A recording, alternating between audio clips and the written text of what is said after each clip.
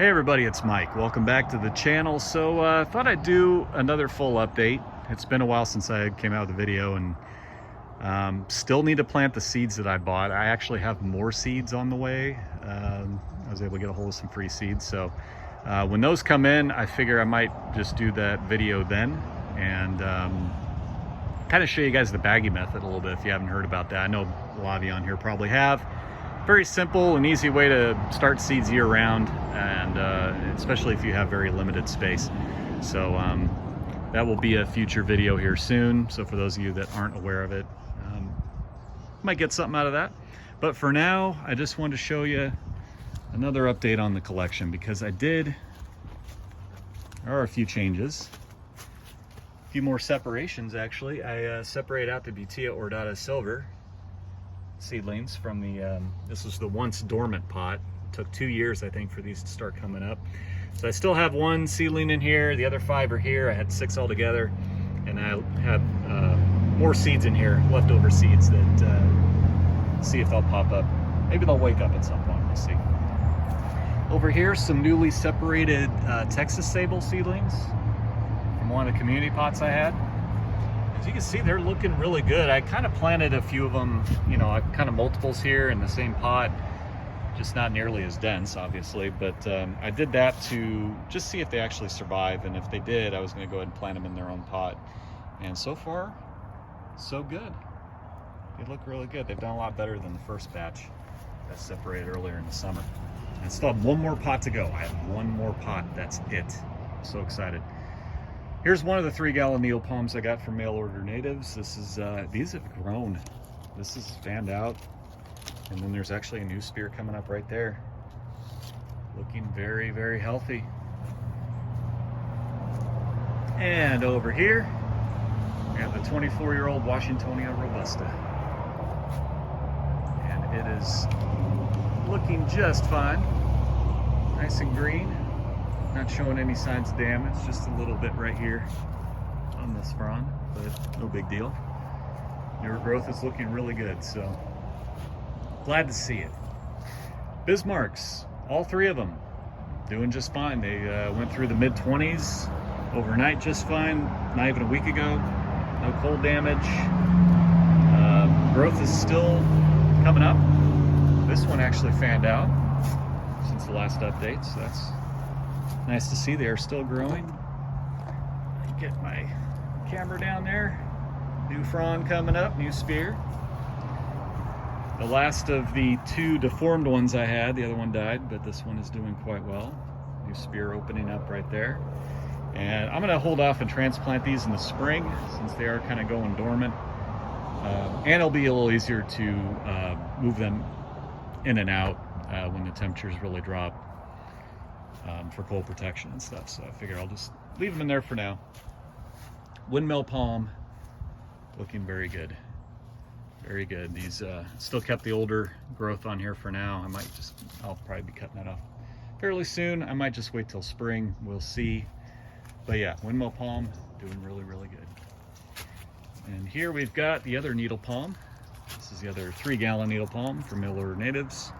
So you can see that was a spear. And that is open, this one right here. And then there's a new spear coming up there. And then we've got the suckers down here doing quite well. Over here, these are the remaining survivors of the Washingtonia seedlings. Not a whole lot left. And this is probably a mixture of Robusta, Folifera, and probably Filibusta. So I'm not really sure exactly what those are going to be yet. But they're doing good. I'm glad to see I had some survive. Over here, these two right here, these 2 end trays. These are the first batch of Texas sable I separated that did not do very well, that went into shock. This one's actually a sable minor Emerald Isle Giants. My last survivor of the Emerald Isle Giants. They all took a crap. Not sure what happened though.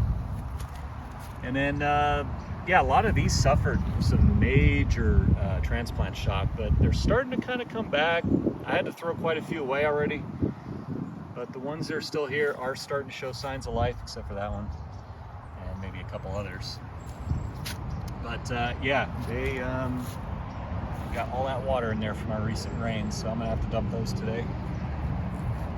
That sable miner that's back here, I believe that's a sable miner. It's had its own pot its whole life, so it's really happy. There's a few more Texas sables that are in there. And then the last and final community pot of seedlings. More Texas sable.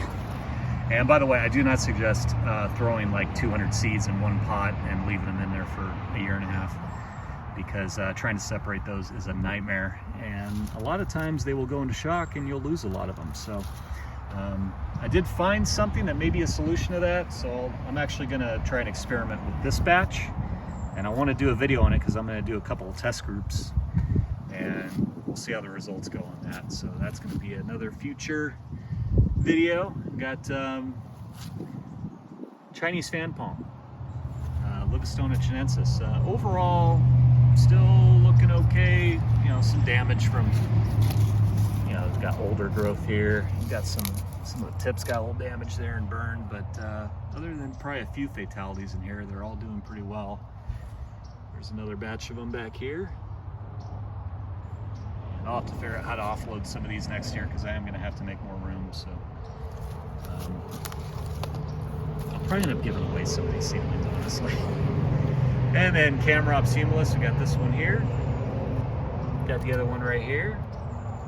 And they have had zero problems here, zero issues. They have done quite well here in East Texas, so no complaints there. Got the volunteers that were in the Robusta pot that I separated earlier in the summer. There's one of them right there. They're starting to kind of bounce back. They went into some really bad shock. Here's a couple of them down here I kind of pulled out of the collection earlier today because they had spear poles, and so I'm gonna have to dump those. And over here we have, well, actually that's one more of the volunteers right here.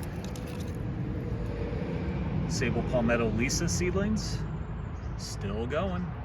I think they're happier now that they got their own pots. And there's that one right there that almost died. It's coming back though. Sable brazoria. There's a small one there, small one there. And then this one here and this one here are my largest ones I have. So they're doing really, really well as well. That fan frond is taking forever to come out though. It has been at that width for, it seems like a year. Over here, Sable bermudana. And overall, other than these few here and those right there, still doing good. They have been pretty worry-free seedlings out of all the sables. I would say these have probably done the best with the transplant shock. And then over here, these are some of the other newly, the rest of the newly transplanted Texas sable. And other than maybe one or two of them, like that one there, they're all doing well. These are the ones that were transplanted about 2.5 weeks ago. They never went into decline. So I'm thinking I might have found a solution to the transplant shock. So like I said, I'm gonna try the experiment with this one. Not sure when I'm gonna transplant these or separate them, but once I figure that out, I will make a video for you. And that really about does it, except for, well, last but not least, so I had to break out the greenhouse just in case. And let's get the zipper here, kind of leave it open a little bit for some ventilation. Hold the phone and unzip this thing here. All right, so I stuck the Majesty Palm here in the greenhouse. Kind of a sunny area to kind of warm it up in here because it was getting a little bit discolored here on the newer fronds. The spear still looking good. I did fertilize it once, I think toward the end of summer, and it did pretty well. And now it's starting to look a little bit not so good, but hopefully it does okay. I figure this little bit extra heat and moisture might help it. And then yeah, that's about it for the collection. I do have some sad news. My Chilean wine palms are all gone. None of them made it. I had 3 of them. One of them died. I had 2 left. The other one died. And then I had one hanging on. It was hanging on. And then it just finally kicked the bucket. So definitely not a palm I'm probably going to grow in this area anymore.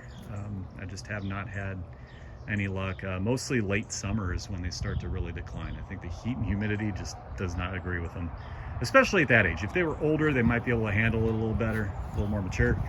But at seedling age, yeah, they weren't doing so well. So no more Chilean wine palms. And I want to try a few other different ones. I'd like to try a mule palm, maybe a couple mule palms. So that may be a future palm that I'm going to get to. Just might be a while down the road. But anyway, enough with the rambling. If you guys have any questions or comments, please leave them below. As always, thank you all for watching, and I'll see you on the next one.